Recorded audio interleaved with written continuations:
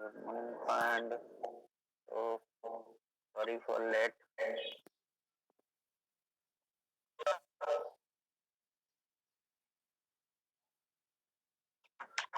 तो कल तक का तो सबको समझ में आ गया था ना।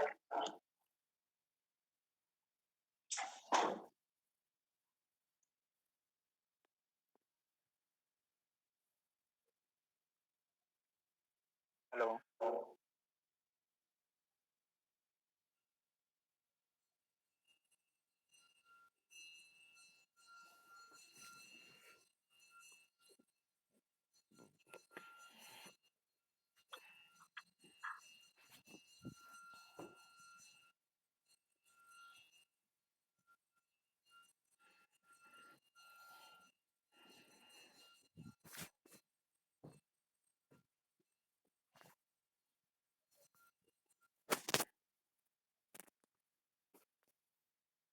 तो आज का टॉपिक है अपना डीएससीपी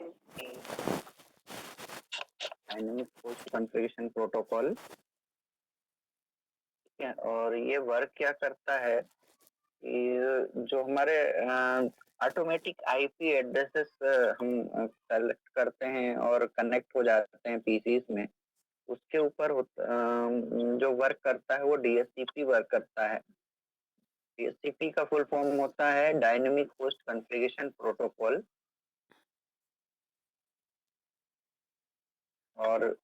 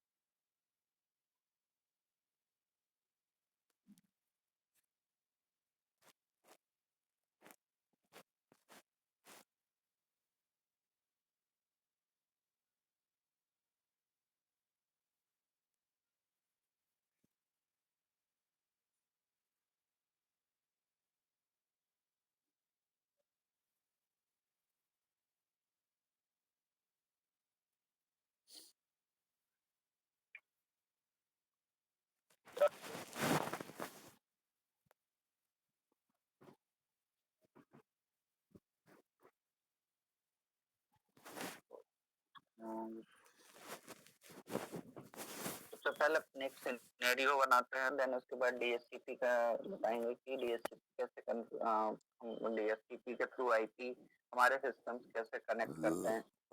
तो आप कोई भी सीरीज के राउटर्स ले सकते हैं, जो भी आपको सीरीज के राउटर्स लेने हैं।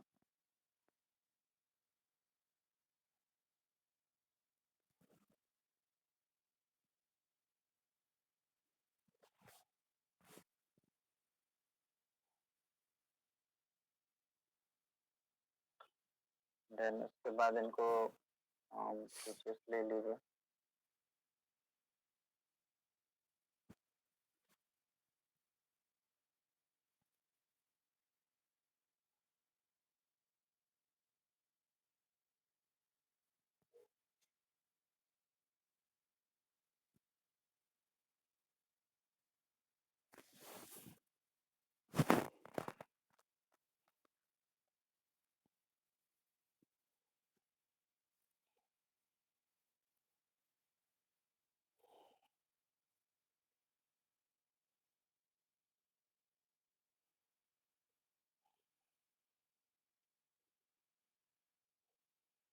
कनेक्ट सॉरी पहले राउटर को पोर्ट कॉन्फ़िगर करने पड़ेंगे।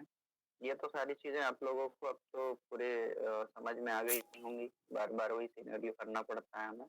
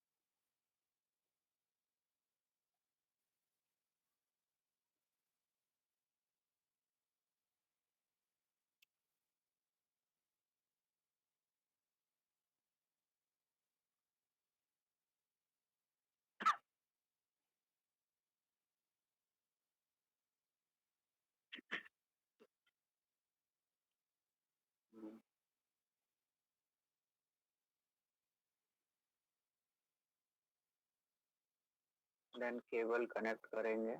तो पीसी राउटर टू स्विच कौन सी केबल से कनेक्ट होता है? Straight through cable. और कौन सा port? Fast Ethernet, gigabit Ethernet या इथरनेट पोर्ट।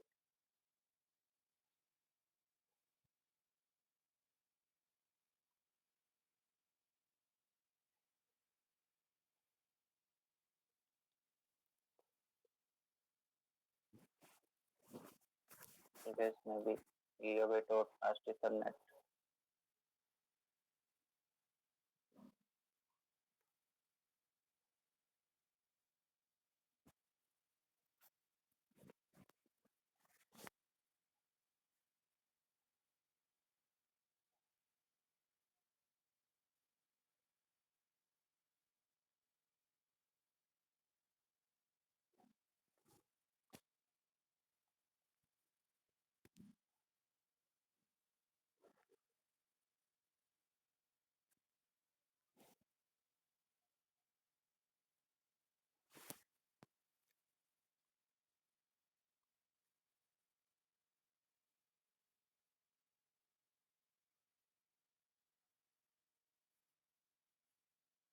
ओके, तो ये पोर्ट कनेक्ट हो गए हमारे।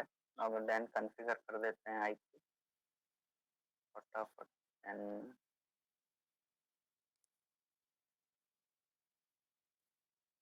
पोर्ट्स में आईपी कॉन्फ़िगर करते हैं। तो कॉन्फ़िग में जाके और कौन कौन से पोर्ट है हमारे, कौन सा पोर्ट है? Serial 0/3/0 and gigabit 0/0, 0/3/0 public IP 1.0.0.1, then on clock rate set है। गीगाबिट 0/0 पे 10.0.0.1 subnet mask and on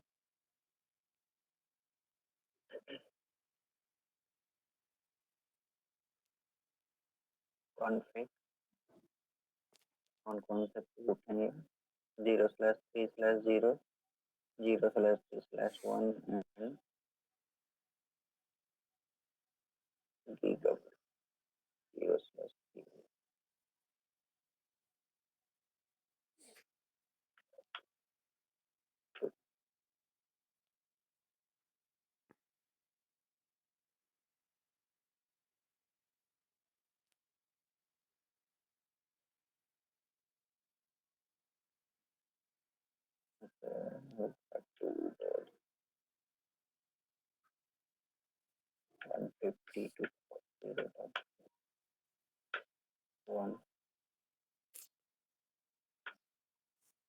class B की पब्लिक आईपी हम यहाँ पे दे रहे हैं।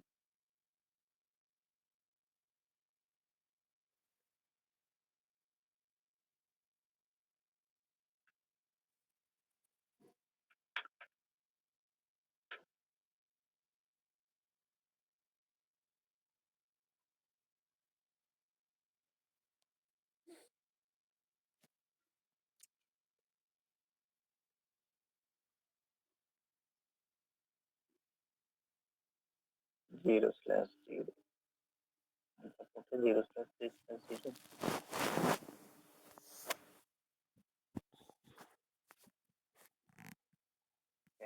तो यहाँ पे हम जो आईपी देंगे वो पब्लिक आईपी क्लास सी की। तो पीसी डायरेक्टली कनेक्टेड है 152 वॉट।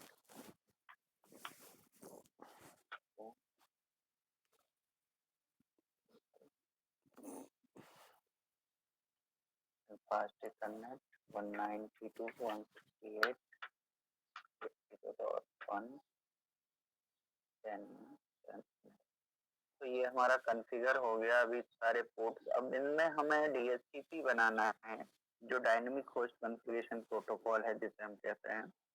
और ये जो ऑटोमेटिकली आईपी पीसीस लेते हैं, जैसे यहाँ पे 2 पीसीस लगे हैं और भी पीसी, जैसे यहाँ पे हम आईपीस देते थे पीसी को डेस्कटॉप में जाके कंप्यूटर में क्लिक करते हैं, फिर यहाँ पे आईपी कॉन्फ़िगरेशन में ये 2 ऑप्शन रहते हैं, एक डीएससीपी और स्टैटिक। आप अपने पीसी और लैपटॉप में भी चेक करेंगे, तो यहाँ पे भी 2 ऑप्शन रहते हैं। अगर हम यहाँ से जाएँ नेटवर्क कनेक्शन में चेक करें, जो यहाँ पे आइकॉन होता है, या फिर हम क्या करें ncpa.tpl, ठीक है, ये आप लिख के इंटर हिट करेंगे, तो जहाँ पे ड्राइवर्स होते हैं, ठीक है, ये ड्राइवर्स जो विंडोज में सपोर्ट करते हैं, जो लैन के हों या वैन के हों, इस तरह से आइकॉन होता है, ये यहाँ पे इनेबल हो गया क्योंकि हम लैन से कनेक्ट हैं। तो लोकल एरिया नेटवर्क में जाके यहाँ से हम इसकी प्रॉपर्टी में चेक करते हैं, ठीक है, एंड देन इसके बाद यहाँ पे आईपी वर्जन 4 जो ये लिखा है, इस वाले को हम डबल क्लिक करते हैं, तो ये 2 ऑप्शन आपको दिख रहे हैं। ऑब्टेन आईपी एड्रेस ऑटोमेटिकली, जिसे हम डीएससीपी कहते हैं, use the following IP address, यानी कि हम जो आईपी एड्रेस अपने से मैनुअली स्टैटिक जो कॉन्फ़िगर करते हैं, जो यहाँ पे हमने अभी दिया या देखा आपने कि यहाँ पे हम स्टैटिक का ऑप्शन दिया रहता है, या अभी तक अपन जो करते थे, तो वो स्टैटिक का ऑप्शन था, यानी कि वहाँ पे आईपी को हम मैनुअली अपने से लिखते थे। अगर हमें आईपी देना आता है, हमें रेंज पता है, हमें सारी चीज पता है, बट हमें अगर नहीं पता कि कौन सी रेंज की क्या यूज कर रहे हैं, तो वहाँ पे हम ऑप्टेन आईपी एड्रेस ऑटोमेटिकली करते हैं। इसमें क्या होता है कि जो एक सर्वर और पूल बना रहता है हमारे राउटर में, उस पूल या सर्वर पे एक रिक्वेस्ट करता है हमारा पीसी, और वहाँ पे भी कोई एक आईपी, फ्री आईपी जो भी अवेलेबल रहती है उस रेंज में, वो हमारे पीसी को अवेलेबल करा देता है हमारा नेटवर्क, राउटर या हमारा सर्वर। तो वो हमारे पीसी कम्युनिकेट करने लगते हैं एक दूसरे से, विदाउट आईपी कम्युनिकेट नहीं करते। बट यहाँ ओपन आईपी में आपको आईपी नहीं दिख रही है, बट यहाँ पे आप जाएंगे और इसमें आईपी वर्जन 4 में यहाँ पे क्लिक करके स्टेटस चेक करेंगे, जो ये हमारा लैन का ड्राइवर दिखा रहा है। अगर आपने वाईफाई से कनेक्ट कर रखा है तो वाईफाई में आप जाके चेक करेंगे कि यहाँ पे स्टेटस में क्लिक करेंगे, डिटेल्स में जाएंगे, तो ये देखिए हमें आईपी जो दिखा रहा है हमारे पीसी की आईपी ये है, ठीक है। लेकिन अगर हम यहाँ पे जाके चेक करते हैं, इसकी प्रॉपर्टी में जाके चेक करते हैं एंड आईपी वर्जन 4 पे डबल क्लिक करते हैं, ऑप्टेन आईपी है, तो यहाँ पे हमें कुछ भी दिखाई नहीं देता, ठीक है। बट अगर हम वहां पे ये देखिए डीएससीपी इनेबल दिखा रहा है, यानी कि dynamic host configuration protocol enable है, और जो इसकी आईपी असाइन है हमारे पीसी की, वो आईपी कौन सी है वो हमें जाके स्टेटस में देखने को मिलती है। यहाँ से क्लिक करेंगे, दोबारा स्टेटस में क्लिक करेंगे, डिटेल्स में जाएंगे, तो आपको ये आईपी दिख जाएगी जो हमारे पीसी की है, ठीक है। तो इस तरह से ये सिस्टम इसको आईपी को उठाते हैं। यहाँ पब्लिक आईपी भी दिखा रही है, आईपी वर्जन 6 की टेम्परेरी है, ठीक है। और टेम्परेरी क्यों है, क्योंकि जो हम यूज करते हैं तो ये डायनेमिक जो आईपी होती है वो डायनेमिक होती है, स्टैटिक नहीं होती। इट मीन्स कि जो ये जो डीएचसीपी का कॉन्सेप्ट हम देख रहे हैं, कि हमारे पास जो पब्लिक आईपी हमारे मॉडेम या राउटर पे अवेलेबल कराई जाती है, घर पे हम जब इंटरनेट कनेक्शन लेते हैं, ठीक है, तो जो हमारा आईएसपी है, इंटरनेट सर्विस प्रोवाइडर है, वो क्या करता है कि एक आईपी हमें कॉन्फ़िगर करता है, एक आईपी हमारे सिस्टम पे सॉरी मॉडेम पे सेट करके जाता है, जो क्या करती है कि जब हम अपना मॉडेम राउटर या मोबाइल का डेटा ऑन करते हैं, वो रिक्वेस्ट करती है अपने सर्वर से, जो हमारा आईएसपी का सर्वर होता है इंटरनेट सर्विस प्रोवाइडर का, चाहे हम जिस कंपनी का ले रखा हो, हमने एयरटेल, आइडिया, वोडा, ठीक है, जियो, तो उनके सर्वर में एक रिक्वेस्ट जाती है और वहाँ पे एक पूल पड़ा रहता है, उस आईपी का वो पूल उठा के हमारे मॉडेम में या मोबाइल में या राउटर में असाइन करा देते हैं, और वो हमारा सिस्टम वो राउटर मॉडेम नेटवर्क से कनेक्ट हो जाता है, और वहाँ पे हम नेट ब्राउज करने लगते हैं। स्टैटिक आईपी में क्या होता है कि स्टैटिक आईपी में हमें उनको अलग से पेमेंट करनी पड़ती है, ठीक है? 3 मंथ, 6 मंथ, 1 ईयर के लिए कि ये आईपी हमारे इस सिस्टम पे, इस राउटर पे परमानेंट इतने दिन तक रहे, चाहे हम उसको बंद कर दें या इनेबल चालू करें, बंद करें, वो चेंज नहीं होनी चाहिए। तो वहाँ पे वो स्टैटिक और डायनेमिक का कॉन्सेप्ट होता है। यहाँ पे स्टैटिक डायनेमिक का ये कॉन्सेप्ट होता है। इसी तरह वहाँ भी वर्क करता है और यहाँ भी वर्क करता है। तो डीएचसीपी कॉन्फ़िगर करने के लिए कमांड लाइन पे हम चलेंगे, पहले पूल क्रिएट करेंगे एंड देन उसके बाद पीसीस को देखेंगे कि कैसे पीसीस आईपी लेते हैं। तो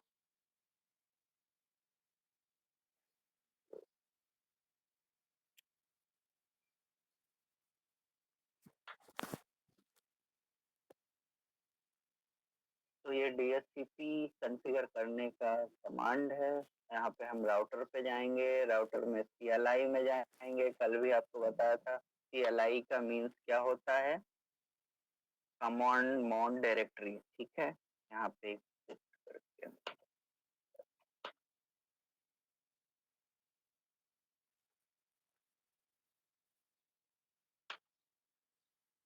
ठीक है।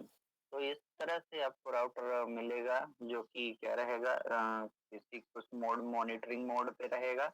यहाँ पे हमें एक कमांड चलानी होती है, इनेबल, ठीक है? इनेबल के बाद हम इसको क्या करते हैं, कॉन्फ़िग टर्मिनल में जाते हैं।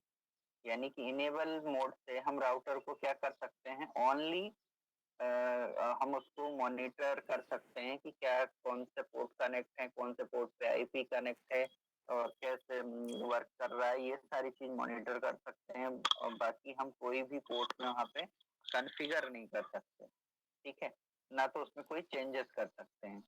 तो उसको चेंजेस और कॉन्फ़िगर करने के लिए, नई चीजें ऐड करने के लिए हमें कॉन्फ़िग टर्मिनल में जाना पड़ता है। कॉन्फ़िग टर्मिनल पे क्लिक किया हमने और लिख के एंटर किया, तो हमें कॉन्फ़िग टर्मिनल के अंदर आ गए। एंड देन इसके बाद हम क्या करेंगे, पूल क्रिएट करेंगे।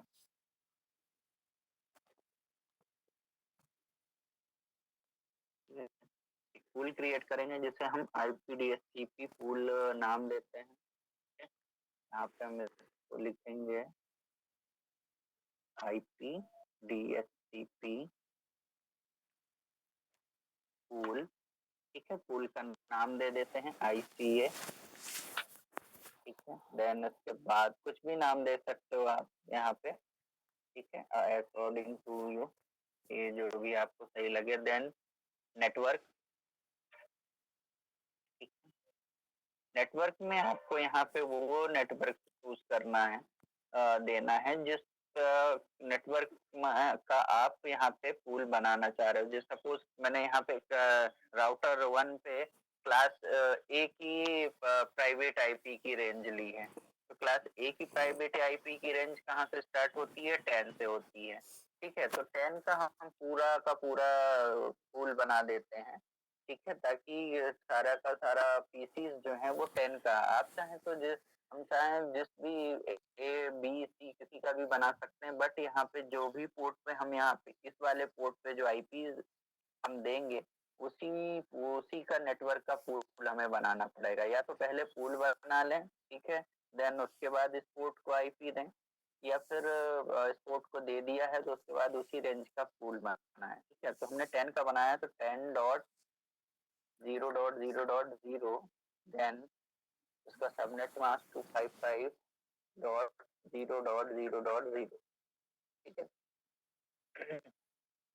पूरा का पूरा नेटवर्क लिखने का मतलब ये है कि इसमें जितने भी टोटल 10 के उसमें आईपी आएंगे। क्लास ए में आपको पता है कि प्राइवेट आईपी रेंज में सबसे ज्यादा होस्ट मिलते हैं, ठीक है? तो यानी कि अगर 1000 पीसी, 2000 पीसी एक ही नेटवर्क में रखना है तो क्लास ए का प्राइवेट आईपी भी यूज करते हैं, क्योंकि इसमें बहुत बड़ा रेंज मिलता है। और 0.0 का मतलब ये होता है कि पूरा रेंज ले लेना। हम पर्टिकुलर एक आईपी यहाँ पे कोई डिफाइन कर देंगे तो वो सिर्फ वो एक ही आईपी वर्क करेगी। अगर हमें पूरा का पूरा रेंज डिफाइन करना है तो पूरा 0 लिखना पड़ता है। तो ये हमारा पूरा नेटवर्क हमने दे दिया 10 का। देन डिफॉल्ट राउट, जो डिफॉल्ट राउट होता है वो हमारा गेटवे की आई होता है, यानी पहली आईपी होती है। तो डिफॉल्ट राउट में जो हमने यहाँ पे जो पहले राउटर में ये गीगाबिट ईथरनेट वाले पोर्ट में, इस वाले पोर्ट पे आईपी जो दी है वो आईपी हमारा डिफॉल्ट राउट होता है, यानी कि वो गेटवे होती है हमारी सारे दूसरे उसके लिए।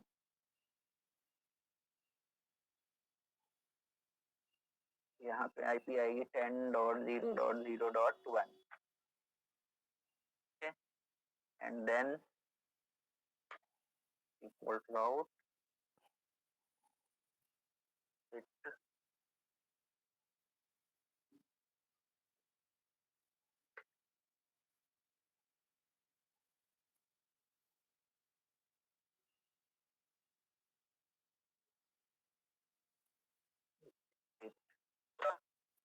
देन कॉपी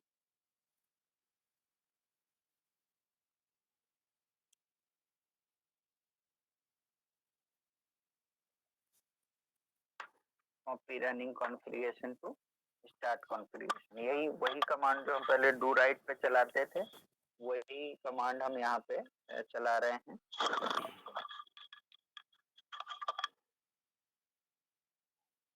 तो ये हो गया। देन अब अपन चेक करते हैं सारे पीसीज में आईपी देके डीएचसीपी कॉन्फ़िगर हुआ। तो यहाँ पे अभी आप देखो आईपी में जाएंगे, स्टैटिक है, डीएचसीपी पे क्लिक करेंगे, ये आईपी की रिक्वेस्ट कर रहा है। ये देखो ऑटोमेटिकली आईपी इसने ले लिया और डिफॉल्ट गेटवे ले लिया। पहले हमें यही चीज देनी पड़ती थी।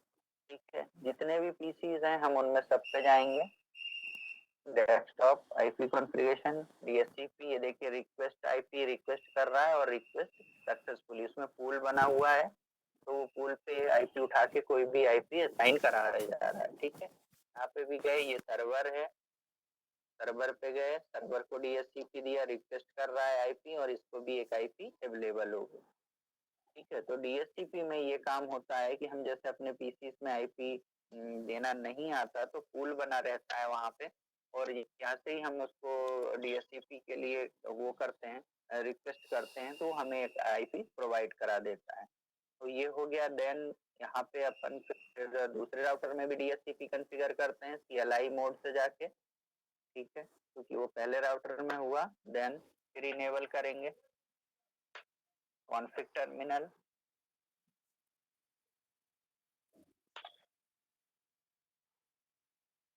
Config terminal. देन यहाँ पे क्या करेंगे, IP DHCP pool,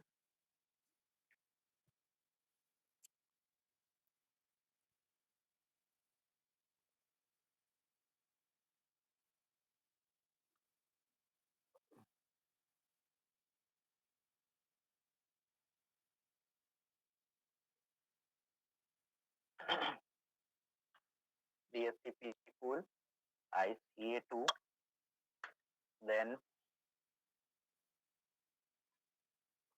network,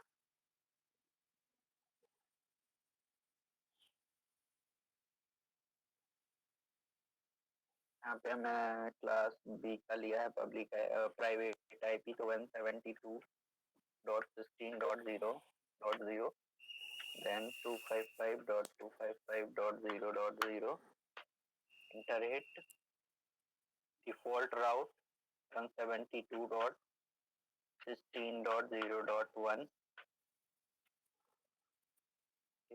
then exit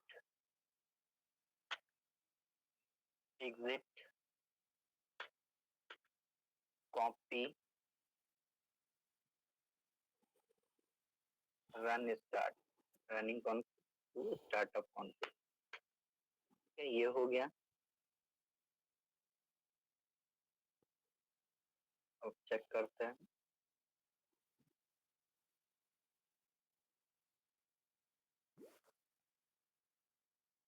ये इसने दे दिया।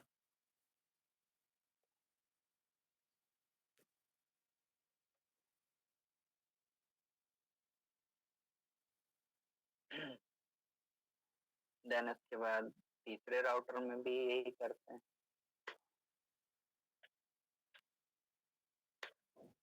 Enable config terminal,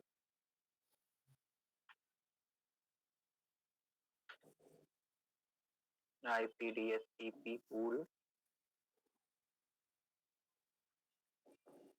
ICA3,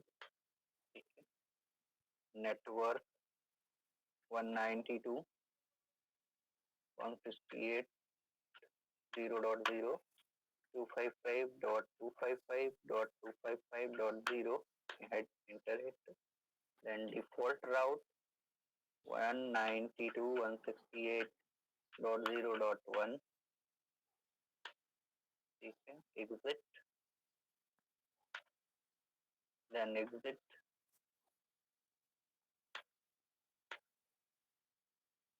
copy,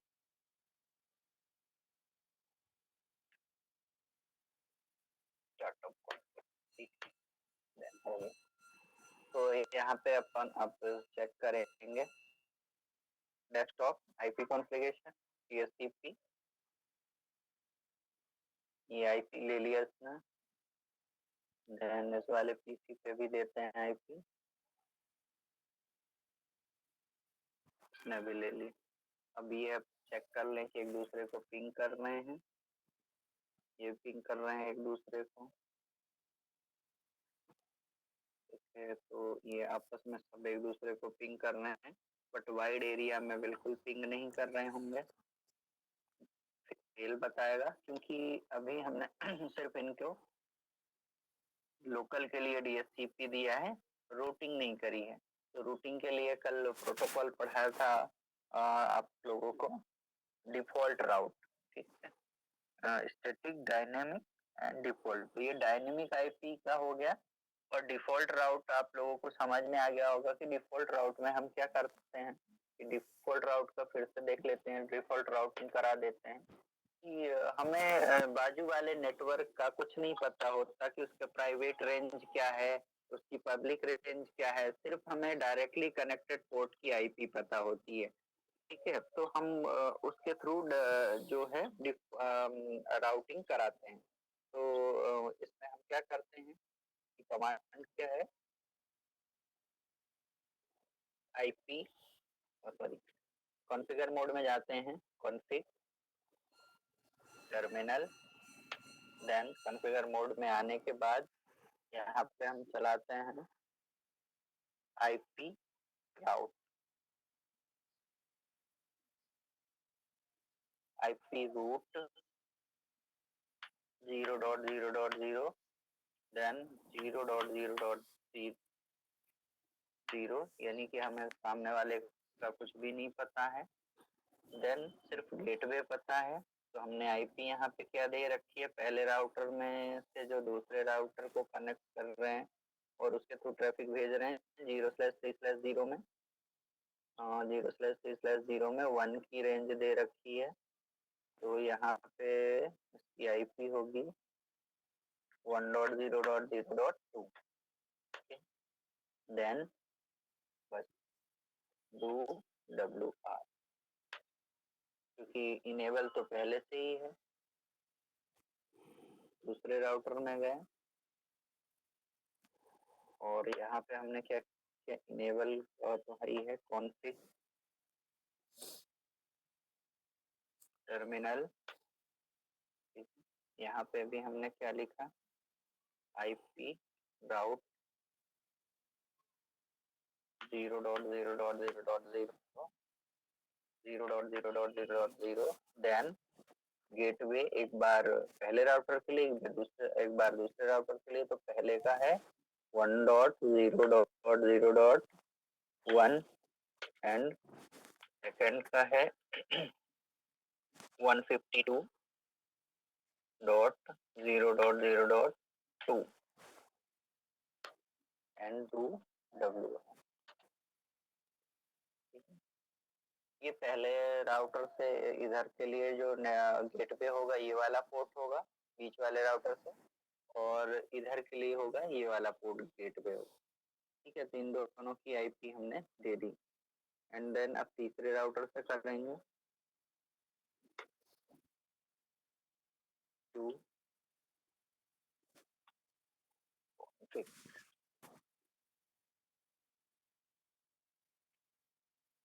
terminal IP राउट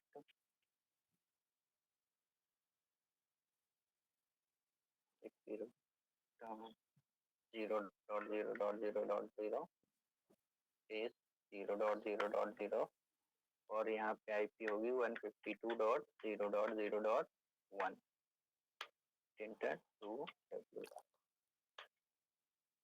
ये हो गया। देन आप अपन चेक करते हैं पहले राउटर से तीसरे राउटर तक ट्रैफिक आ रहा है सक्सेसफुल। ओके, देन यहाँ से यहाँ चेक करते हैं success process failed, why process failed,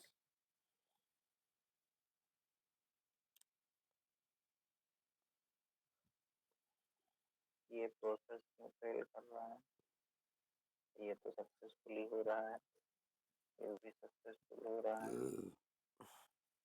ये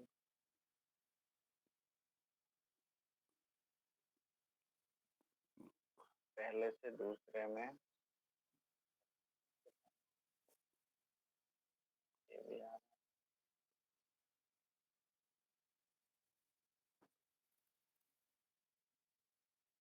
पूरा नेटवर्क चालू है, कोई भी प्रोसेस फेल नहीं हो रहा है।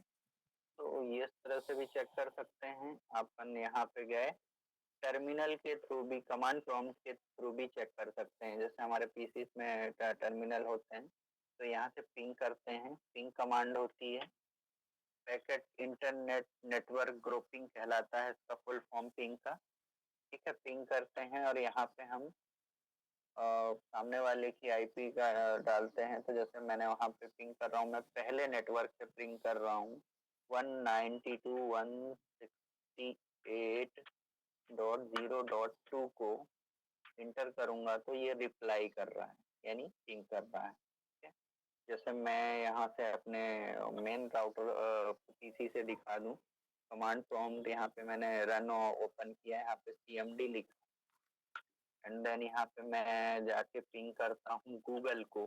तो मैं यहाँ पे गूगल का वेबसाइट लिखूंगा .gla.com। ठीक, तो ये देखिए पिंग कर रहा है गूगल, यानी कि गूगल कनेक्ट है, तभी तो हम अपना क्लास चला पा रहे हैं। ये रिप्लाई आ रहा है। उसी तरह ये लोकल में भी हमने चेक किया तो ये रिप्लाई आ रहा है। ठीक है, पूरा ये TTL दिया हुआ है, टाइम टू लाइव। ठीक है, तो ये एवरीथिंग यहाँ पे कॉन्फ़िगर हो गया। तो डिफॉल्ट और डायनेमिक ये सारी चीज क्लियर हुई, इसमें कोई डाउट? देन नेक्स्ट अपन नेक्स्ट क्लास में प्रोटोकॉल्स पढ़ेंगे, रिप, IGRP और EIGRP, OSPF। तो ये जो बेसिक कॉन्सेप्ट थे और ये राउटिंग थी और IPs, DHCP, इनमें कोई क्वेश्चंस और कोई प्रॉब्लम हो तो आप लोग लिख सकते हैं, चैट बॉक्स में भी पूछ भी सकते हैं।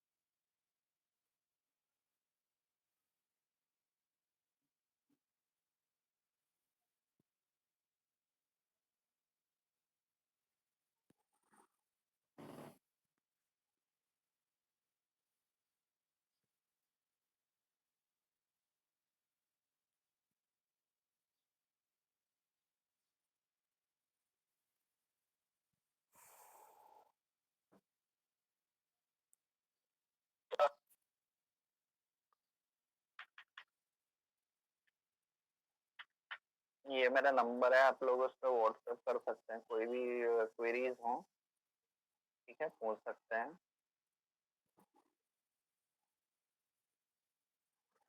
तो टुडे आपकी आज की क्लास तो इतनी है। नेक्स्ट क्लास कब है? आप लोग कोई अ, किसी को पता है? सर मैं ये कह रहा था। हेलो। हाँ जी, बोले। सर मैं ये चाह रहा था कि सर अभी तक जितने लेक्चर हुए हैं, अगर आप उसके कुछ इंपॉर्टेंट पॉइंट्स हाँ, बता देते थोड़ा समराइज करके, मेन मेन चीज़ें 10 मिनट में, जो जो अपन ने पढ़ा अभी सारा कुछ, तो सर थोड़ा सा और रिमेम्बर हो जाता, अगर ओके। पॉसिबल है। देखिए, बिल्कुल। अभी हम लोगों ने आईपीस के बारे में पढ़ा, नेटवर्किंग के बारे में, डिवाइसेस के बारे में पढ़ा कि what is a router, cables, connectors, modem, hub, switches. ठीक है। तो ये फिजिकल डिवाइसेस हो गई। ठीक है, कि जो नेटवर्किंग के लिए इम्पोर्टेंट होती हैं, कि हम इनके विदाउट इनके थ्रू हम कम्युनिकेशन को ट्रांसफर नहीं कर सकते। कोई भी जो वर्चुअली हम और इलेक्ट्रिकली कम्युनिकेशन करते हैं, उसके लिए इम्पोर्टेंट होता है ये डिवाइसेस। तो उनके बारे में पढ़ा। देन उसके बाद जो मोस्ट इम्पोर्टेंट है वो है आईपी एड्रेसेस। ठीक है, आईपी एड्रेसेस की हमने क्लासेस पढ़ी कि आईपी एड्रेसेस वर्जन, दो वर्जन में अवेलेबल है, आईपी वर्जन 4 एंड वर्जन 6 में। देन आईपी वर्जन 4 जो है वो कितने क्लासेस में डिवाइड है और क्यों डिवाइड है। ठीक है, वो आईपी वर्जन 4 जो है 5 क्लासेस में डिवाइड है। और डिवाइड करने का क्यों उसको किया गया था, क्योंकि जो आईपीज हैं उसको बचाना था कि वेस्टेज ना हो पाए, और जिसको जितनी रिक्वायरमेंट है वो आईपी उस क्लास की जाके यूज कर सके। तो इसलिए उसको आई क्लासेस में डिवाइड किया गया। क्लासेस के अलावा, डिवाइड करने के अलावा, दो पार्ट में और भी डिवाइड किया है क्लासेस के अलावा, जिसे हम कहते हैं पब्लिक और प्राइवेट आईपी। तो वो भी आईपी बचाने के लिए ही किया गया कि पब्लिक और प्राइवेट की, पब्लिक आईपी ग्लोबली यूनिक होती है और प्राइवेट आईपी जो होती है वो हमारे लोकल नेटवर्क में होती है। ठीक है। और एक पब्लिक आईपी से हम बहुत सारे अपने प्राइवेट आईपी में, नेटवर्क में जो भी कनेक्टेड पीसीस हैं उनको हम इंटरनेट पे कनेक्ट कर सकते हैं। जैसा कि आप लोग देखते ही होंगे कि आपके ऑफिस में या घर में एक मॉडेम या राउटर लगा होता है, उसमें बहुत सारे हमारे जो एज अ क्लाइंट हम पीसी या कुछ भी कनेक्ट करते हैं, मोबाइल वाईफाई के थ्रू या किसी भी मीडियम, केबल के मीडियम के थ्रू पीसी कनेक्ट करते हैं। तो उसके पास एक प्राइवेट आईपी ही रहती है पीसी के पास, और जो बाहर वाइड एरिया में ट्रेवल करती है वो पब्लिक आईपी। तो आईपी को बचाने के लिए भी उसमें और भी जो डिवाइड किया वो पब्लिक और प्राइवेट में किया। फिर उसमें दो चीज और पढ़ी थी अपन ने, स्टैटिक और डायनेमिक आईपी।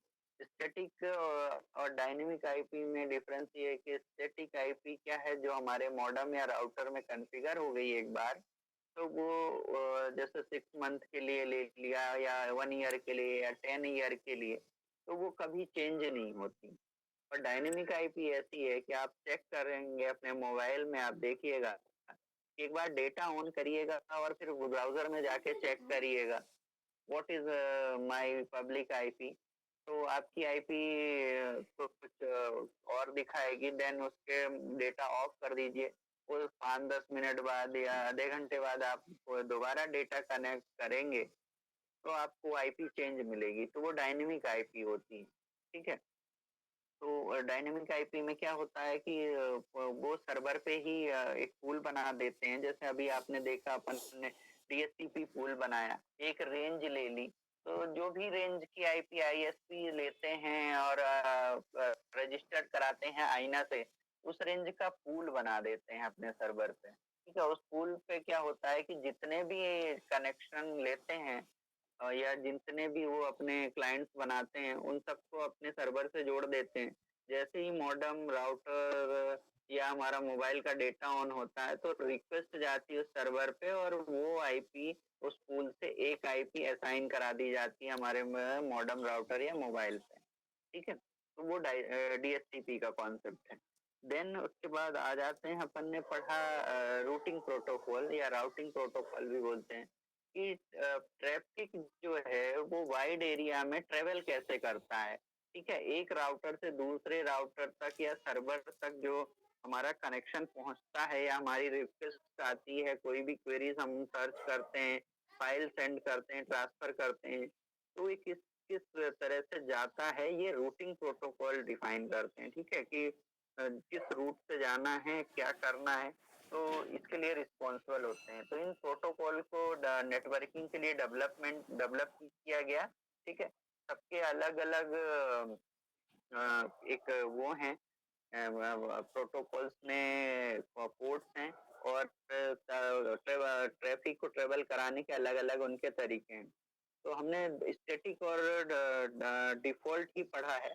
तो स्टैटिक में क्या होता है कि स्टैटिक सबसे ज़्यादा कॉम्प्लिकेटेड है कि उसमें स्टैटिक राउटिंग में हर एक राउटर की इन्फॉर्मेशन हर एक राउटर मतलब हर दूसरे राउटर को होनी चाहिए। तो सपोज़ कि जैसे अभी हमने 3 ही नेटवर्क बनाए थे, अगर वहाँ पे 10 राउटर लगे हों, 15 राउटर लगे हों, तो सबको एक-दूसरे की इन्फॉर्मेशन एक्सचेंज कराना या उनकी इन्फॉर्मेशन कॉन्फ़िगर करना, तो एक सिक्योरिटी के पर्पज़ से भी सही नहीं है और दूसरा काफ़ी हेक्टिक है क्योंकि सभी जो नेटवर्क इंजीनियर है, वो जा-जा के सभी उसको कनेक्ट करेगा और उसको पता होना चाहिए कि आखिरी 10वें राउटर का और वो पहला राउटर कॉन्फ़िगर कर रहा है तो उसकी प्राइवेट आईपी क्या है, उसका गेटवे क्या है, ठीक है? एवरीथिंग। तो इसमें क्या होता है बहुत लैक ऑफ वो हैं कि उसमें कभी-कभी नेटवर्क फेल हो जाता है, कुछ प्रॉब्लम इश्यू आ जाती है, तो इन सब चीज़ों पे जो पहले यूज़ होता था या अभी भी यूज़ होता है कि कुछ ऑर्गनाइज़ेशंस हैं जो स्टैटिक राउटिंग पे वर्क करती हैं कि किसी का ऑफ़िस एक इंदौर में है, एक भोपाल में है, एक विदिशा में है, सीहोर में है। तो वो अपने राउटर को जो इंटरनली कम्युनिकेट करने के लिए क्या करते हैं कि स्टैटिक राउटिंग कॉन्फ़िगर करते हैं। तो ये प्रॉब्लम्स आती हैं तो उनके नेटवर्क इंजीनियर को जा के वो उससे पूछना पड़ता है कि यार आपकी प्राइवेट आईपी कहीं चेंज तो नहीं हुई है, आपने उसमें कुछ चेंजेस तो नहीं किए हैं या आप एक चेक करिए कि डिफ़ॉल्ट जो अपनी पब्लिक आईपी है वो कुछ वहाँ पे चेंजेस तो नहीं हुए हैं। तो ये थोड़ा-सा उसमें काफ़ी प्रॉब्लम होती है स्टैटिक राउटिंग में। लेकिन फिर भी अभी वर्क कर रहा है तो चल रहा है। देन उसके बाद डिफ़ॉल्ट राउट आ जाता है कि हमें सामने वाले का कुछ नहीं पता होता कि उसकी प्राइवेट आईपी क्या है, उसकी पब्लिक आईपी क्या है, हमें डायरेक्टली कनेक्टेड नोड का पता होता है कि हमसे जो बाजू वाला नेटवर्क है, उससे हमारा डायरेक्टली कनेक्शन इस पोर्ट के थ्रू है और उसकी आईपी ये है। तो उसमें हम सामने वाले का 0.0.0 लिख देते हैं ब्लाइंड पूरा एंड उसका सिर्फ गेटवे लिख देते हैं कि ये हमारा ज़िम्मेदारी हमारे राउटर की है कि उस राउटर तक पहुँचा दे हमारे जो भी क्वेरी है और वो अगर वो फिर एड्रेस देखेगा कि हम ये एड्रेस हमारा नहीं है किसी और का है तो वो आगे फॉरवर्ड कर देगा। तो डिफ़ॉल्ट राउट उस तरह से वर्क करता है। देन इसके बाद जो फिर राउटिंग आएँगे प्रोटोकॉल वो बड़े स्टैंडर्ड्स के प्रोटोकॉल्स हैं। रिप राउटिंग प्रोटोकॉल है, आईजीआरपी है, ओएसपीएफ है। तो ये बड़े लेवल पे राउटिंग प्रोटोकॉल वर्क करते हैं जो हमारे आईएसपीज़ यूज़ करते हैं, इंटरनेट सर्विस प्रोवाइडर, हुँ, ठीक हुँ। है? जो पहले कंट्री लेवल पे उनके पास कनेक्ट नेटवर्क आता है, फिर वो स्टेट में डिवाइड करते हैं, स्टेट फिर डिस्ट्रिक्ट और डिवीज़न्स में डिवाइड करते हैं, डिस्ट्रिक्ट और डिवीज़न्स क्या है हमारे घर-घर तक डिस्ट्रीब्यूट करते हैं। तो वो किस तरह से सारी चीज़ होती है वो रिप और इसके अलावा जो भी राउटिंग प्रोटोकॉल्स हैं अपने इम्पोर्टेंट दो रिप रिप और आईजीआरपी, ईआईजीआरपी और ओएसपीएफ इसमें क्लियर कर होगा।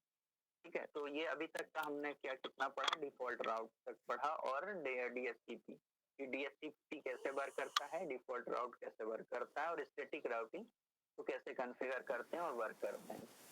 तो आई थिंक ये क्लियर हुआ होगा और भी जो भी डाउट्स होंगे तो आप लोग नोट करके रख लीजिएगा, नेक्स्ट क्लास में उसको क्लियर कर लेंगे और आज मुझे थोड़ा-सा बाहर निकलना है तो इसलिए मैं ज़्यादा क्लास क्लास नहीं कर रहा हूँ, नहीं तो आपका राउटिंग का क्लियर करा देता।